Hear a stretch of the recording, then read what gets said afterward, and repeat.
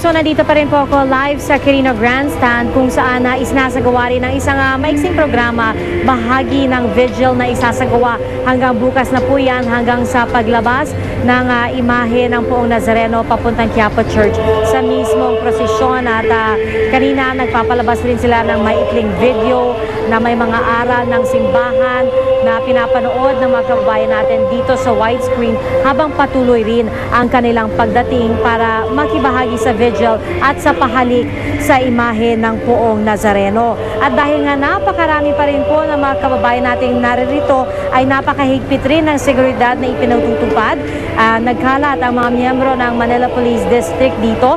Meron din mga K9 units na nag-iikot. At bago makaakyat sa mismong stage, kailangan buksan ng mga kababayan natin ang anumang bag o bagahe na kanilang dala para inspeksyonin ng mga otoridad para makatiyak na walang makakapag-akyat ng anumang mga gamit na delikado o di dapat inaakyat.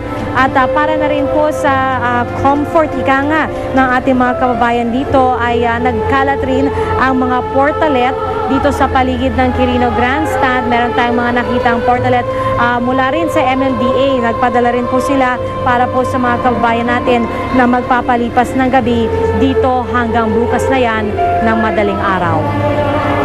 Samantala, hindi po alintana ng mga deboto ang napakahabang pila makalapit lang sa imahe ng Black Nazarene para sa tradisyonal na pahalik.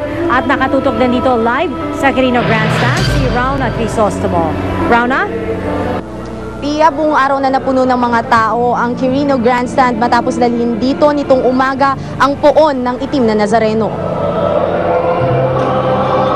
Kahit tirik ang araw nitong tanghali, marami nang matyagang pumila para mauna na sa paglapit sa poon kahit alauna pa ng hapon nakatakdang simula ng tradisyong pahalik. Buti na lang, nagdesisyon ang isa-isa ng payagang makalapit sa poon ng mga tao para maiwasan ang siksikan. Pagsapit kasi ng hapon, dumoble pa ang bilang ng mga debotong nagnanais na makalapit sa poon. Oras ang binibilang sa pila ng mga deboto para lang malapitan, mahawakan at mahalikan ng poon ng itim na Nazareno. Si Sofia Bacan nasa gitna pa lang ng pila pero mahigit 2 oras lang nakatayo. Siyempre sakripisyo din. Kaya lang, siyempre may kapalit naman na blessing eh. Si Enzo Aberania, 21 taon ng deboto. Araw-araw may nakikita raw siyang milagro para ibalik ang papuri at pasasalamat sa dakilang may likha. Kasi magaling siya. Tinutulungan niya kami, mga parents ko, pamilya ko. Sa dami ng tao, naglagay na raw ng 40 CCTV sa paligid ng Quirino Grandstand. Nakaantabay na rin ang mga first aid stations at ilang rescue group. Nakaalerto rin pati ang pulisya.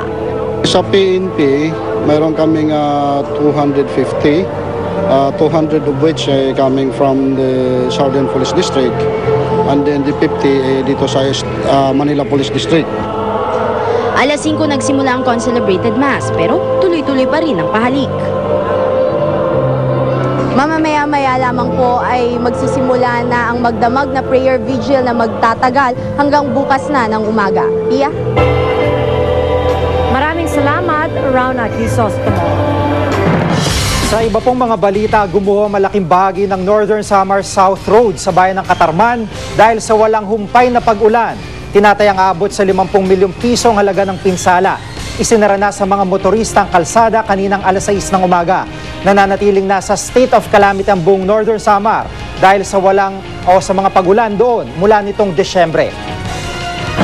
Matapos ang landslide sa St. Bernard, Southern Leyte nung linggo, 2 barangay ang mahigpit na pinababantayan dahil sa banta ng landslide. Nakatutok si Jamie Santos. Gwardyado ang barangay Mahayahay at tabon-tabon ng mga pulis at tanod. Nais nilang siguruhin hindi babalik sa kanilang mga bahay ang mga residenteng pinalikas na. Isang van din ang di pinayagang makalusot sa kordon. Titigilan namin lahat. Dahil yung bundok yung mas peligro pa. Pag umuulan, yung dadaanan nila babaha. Dahil peligro pa po. Sobra pa po ba yung peligro? Oo, malaki kasing doon, mayroon ng mga bitak-bitak yung lupa. Inikutan naman ng mga taga-DPWH Region 8 ang ilang lugar na naapektuhan ng landslide. Sa barangay Bulod-Bulod, pinangangambahang maulit ang pagguho ng lupa kung hindi titigil ang pag-ulan. Kasama nito sa mga geohazard assessment na ginawa ng MGB. Sa ngayon siguro yung may rekomenda lang namin na huwag munang iparelocate muna siguro itong mga bahay na ito kasi delikado pa ito eh. Binalikan din nila ang barangay Ginsaugo na tinaguri ang Ground Zero. Nais matukoy ng DPWH Region 8 ang pinagmumula ng tubig dito. Nang magka-landslide noong 2006, na iba raw ang pwesto ng dinaraanan ng tubig. Tinutukoy rin ng ahensya kung saan ilalagay yung river control at barriers. Kahit ambo, natatakot na talaga kami. Mayroon lang po talaga ng may bibigay sa amin na paglipatan. Maski ngayon din, hindi na pupunta rito. Jamie Santos, Nakatutok, 24 Oras. Maulan din sa Albay kaya nananatili pa rin sa mga evacuation center mga residente. Marami na ang nagkakasakit. Nakatutok si Dante Perelio. Bagamat di kasing lakas noong isang linggo ang ulan ngayon, nangangamba pa rin ang mga otoridad. Ayon sa DNR Mines and Geosciences Bureau, basang-basa na ang lupa. Kaya kahit mahinang pag-ulan ay maaari raw magdulot ng flash floods at landslide. Ang mga naninirahan sa tinaguri ang critical areas tulad ng Legazpi City, Malilipot, Manito at Santo Domingo nananatili sa mga evacuation center.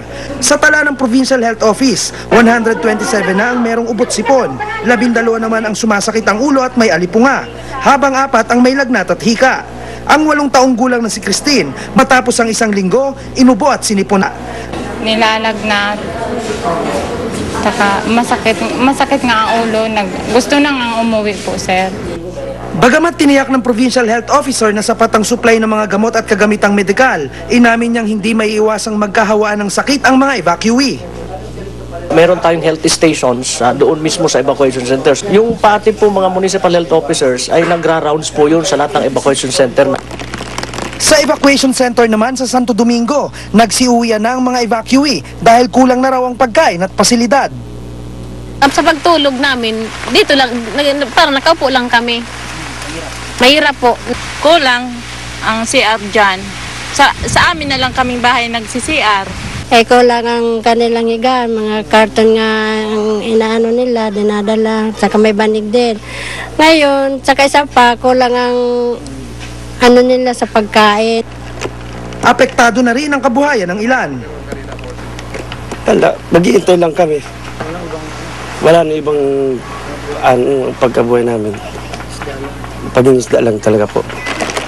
Mula rito sa Legazpi City sa Albay, Dante Perelio, Nakatutok, 24 Oras.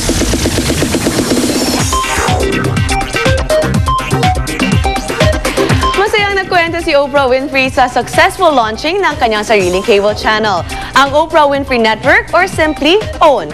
Sa press con, sinabi niyang naging maganda ang response ng audience sa unang araw nito on air noong January 1. Pero dahil bago pa nga lang ang OWN, aminado ang Queen of Talk na magiging mahirap na makipagsabayan sa mahigit 500 channels. 1986, nagsimula ang TV career ni Oprah with her phenomenal self-titled talk show. This year naman nakatakdang matapos ang airing nito after 25 successful seasons. Balag niyang mang-launch ng bagong talk show sa OWN. Muling bumaba ang temperatura sa Baguio City at sa iba pang bayan sa Benguet, kaya lalo pang dumami ang mga turista roon. Pero tumaas na rin daw ang bilang ng mga masasamang loob doon, kaya dapat daw mag-ingat. Nakatutok si Marisol Abduraman.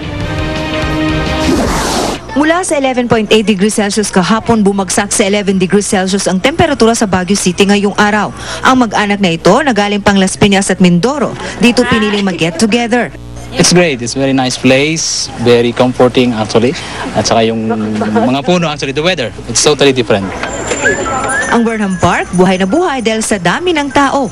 Kung perwisyo ang dulot ng malamig na panahon sa ilang maggugulay at magbubulaklak, biyaya naman ang hatid nito sa mga negosyante sa mga pasyalan. Mas marami ngayon. At saka dumami pa dahil sa klima natin, lumamig ngayon.